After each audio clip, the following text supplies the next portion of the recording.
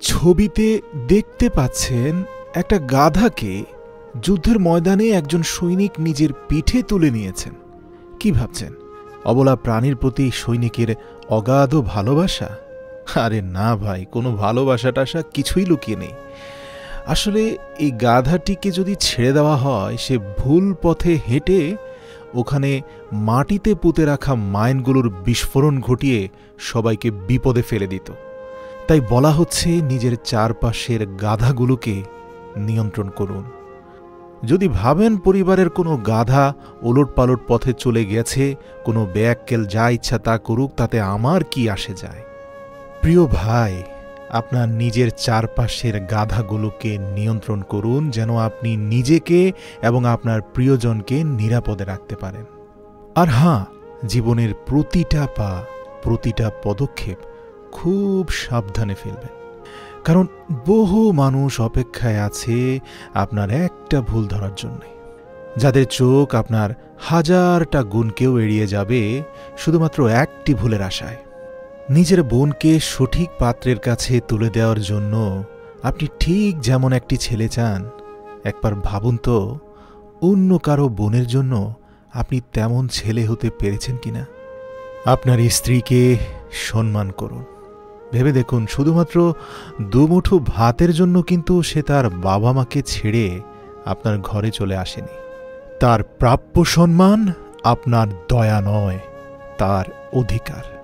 তবে হ্যাঁ, কাউকে বেশি ভালোবাসলে তার অহংকার বেড়ে যায়। ওই যে কথায় বলে না, লেবু বেশি চিপলে তেতো হয়ে যায়। তাই পরিমিত লবণের মতো ভালোবাসাও পরিমিত প্রয়োজন। যে ভালোবাসা না থাকলে জীবন বিস্বাদ, আর বেশি হয়ে গেলে জীবন তেতো হয়ে যায়। জীবনে সুখী হতে চান? এক বাক্যে বলি, তাহলে কখনো কারো ক্ষতি করবেন না। খেয়াল রাখবেন, আপনার দ্বারা কারো উপকার হোক বা না হোক, জীবনের শেষ নিঃশ্বাস পর্যন্ত খুবই সতর্কতার সাথে পা ফেলবেন, যেন আপনার দ্বারা কারো কোনো ক্ষতি না হয়। আমি গ্যারান্টি দিচ্ছি, আজীবন সুখী থাকবেন।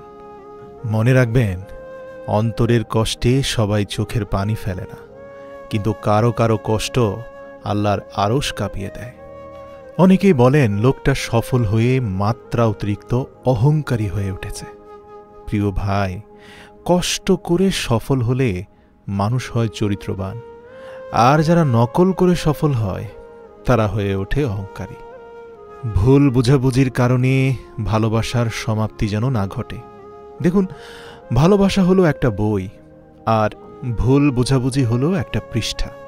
আচ্ছা বলুন তো, কাউকে যদি মন থেকে ভালোবাসা হয়, তাহলে কেউ কি শুধুমাত্র একটা পৃষ্ঠার জন্য পুরো বইকে ফেলে দেয়? খুব কষ্টের সাথে বলতে হয়, বর্তমান বাজারে সব কিছুর দাম বেড়ে গেছে, কিন্তু দুটি জিনিসের দাম আজও বাড়েনি। তা হচ্ছে বিশ্বাস ও ভালোবাসা। কারণ এই দুটোর দাম আগেও কেউ দিত না, আর আজও কেউ দেয় না। পরস্ত্রী আর পরপুরুষ কখনোই আপন হয় না। এগুলো হলো মরীচিকা। এসবের পেছনে ছুটলে নিজের পরিবার ও নিজের জীবন ধ্বংসস্তূপে পরিণত হয়। ভালোবেসে কষ্ট পেতে চান না? তাহলে প্রথমে নিজের ক্যারিয়ার তৈরি করুন, তারপর ভালোবাসাকে সময় দিন। কারণ আজকের দিনে মানুষ তার সাথেই থাকতে পছন্দ করে যার একটা সচ্ছল ভবিষ্যৎ আছে। পৃথিবীর সকল সম্পর্কের মধ্যে একটা শব্দ থাকে, আর সেই শব্দটা হলো বিশ্বাস। তাই কাউকে যদি বলেন আমি তোমাকে বিশ্বাস করি না, তার মানে আপনি বলছেন আপনার সাথে আর তার কোনো সম্পর্ক নেই। সম্মান হলো আয়নার মতো। তুমি অন্যকে যত বেশি সম্মান দেবে, তার থেকে অনেক বেশি সম্মান তুমি ফিরে পাবে।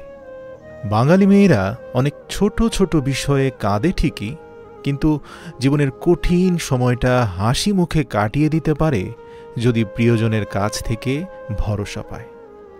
মনে রেখো, অভিমান সেই করে যে তোমাকে ভালোবাসে। কথায় কথায় ঝগড়া সেই করে যে তোমাকে ফিল করে। তোমার দোষ সেই খুঁজবে যে তোমাকে সবসময় মিস করে।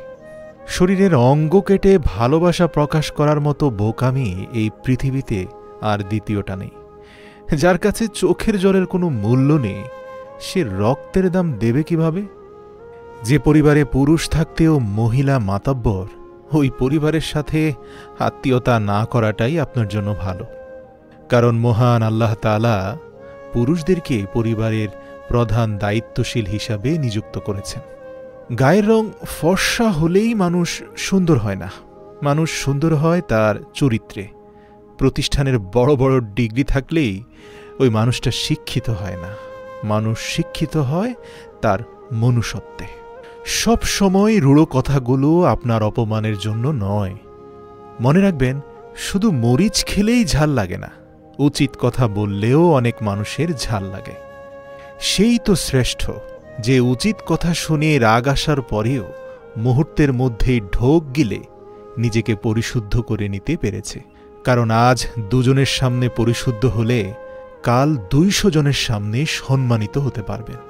পাখিকে নয় তার সুরকে ভালোবাসো, ফুলকে নয় তার সুবাসকে ভালোবাসো, গানকে নয় গানের কথাকে ভালোবাসো, মানুষের সৌন্দর্যকে নয় তার মনকে ভালোবাসো। পৃথিবীর প্রতিটা কৃত্রিম হাসির পেছনে লুকিয়ে থাকে এক একটা না পাওয়ার ব্যাকুল আর্তনাদ। তাই অনুরোধ করে বলি, যদি ভালো পেন্সিল হতে না পারো কারো সুখের গল্প লেখার জন্য, তাহলে ভালো রাবার হও যেন কারো দুঃখ মুছে দিতে পারো। যদি আপনার মধ্যে এমন মনোভাব আসে যে ধর কেউ ভুল বুঝলেও এখন আর কথা বাড়াতে ইচ্ছে করে না, যে যা বোঝার বুঝে বসে থাকুক, তাহলে বুঝবেন আপনার বয়স হচ্ছে। অভিমানটা বড্ড কাছের, তাতে ভালোবাসা জড়িয়ে থাকে, আর অভিনয়টায় থাকে প্রতারণা, যেটা যন্ত্রণা আর কষ্ট ছাড়া কিছুই দেয় না। যে কোনো ষড়যন্ত্রের মূল অস্ত্র হল মিথ্যা, আর মূল দুর্বলতা হল সত্য মিথ্যা যাচাইয়ের অযোগ্যতা। মনে রাখবেন, চোখের পানি এমনি এমনি ঝরে না। মুখের ভাষা যখন অসহায় হয়ে পড়ে, চোখের ভাষায় তখন অনবরত পানি পড়ে। জীবনে এমন কাউকে ভালোবেসো যে তোমাকে ভালোবাসতে না পারলেও সম্মান করবে।